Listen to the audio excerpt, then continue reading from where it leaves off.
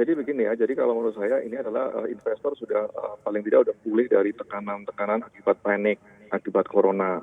Dan ada berita baru uji coba di Inggris ya mengenai vaksin coronavirus yang meskipun belum dalam waktu cepat, tapi paling nggak memberi gairah tersendiri bagi pasar seluruh dunia, termasuk di Jakarta. Ya, Eropa, Amerika, dan Asia pada hari ini mengalami penguatan signifikan karena ada confidence yang mengalami peningkatan.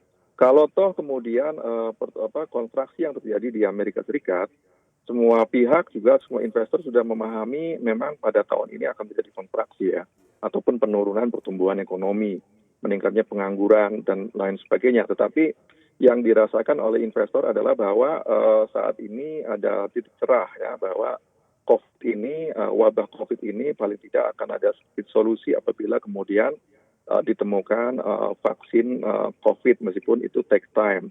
Investor saat ini terutama di Jakarta lebih cenderung melihat bahwa beberapa waktu yang lalu itu indeks sudah dalam posisi yang cukup rendah terutama di kisaran 4.300 sampai dengan 4.400. Sehingga confident level dari institutional investor terutama dari domestik itu kembali masuk ke bursa kembali di saat harga-harga sudah relatively bagi mereka itu sangat-sangat murah. Dan kalau kita lihat juga net buy asing juga mulai terbentuk pada hari ini ya. Kurang lebih sekitar 100 bio sampai dengan saat ini running trade ya. Dan terlihat dari apa? Dari nilai rupiah yang sudah berada di bawah level 15.000 yaitu 14.900-an ya. Jadi ini lebih banyak akumulasi yang dilakukan oleh investor akibat dari informasi-informasi yang sebenarnya sudah ditunggu cukup lama. Cukup sebulan ini. Kurang lebih begitu, Alin. Pak Fendi, Anda melihat penguatan ini akan sustainable?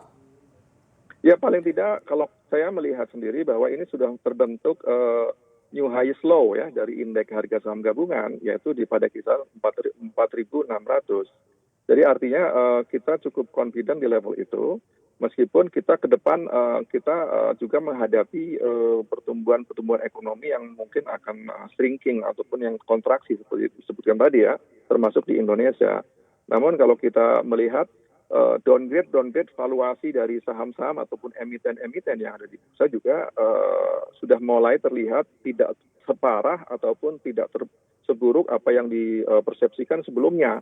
Sehingga mereka kembali bahwa sekarang masih dalam posisi under value. Sehingga meskipun downgrade valuation beberapa saham, tapi mereka cukup confident bahwa mereka masih memiliki attractive valuation untuk paling nggak tahun ini.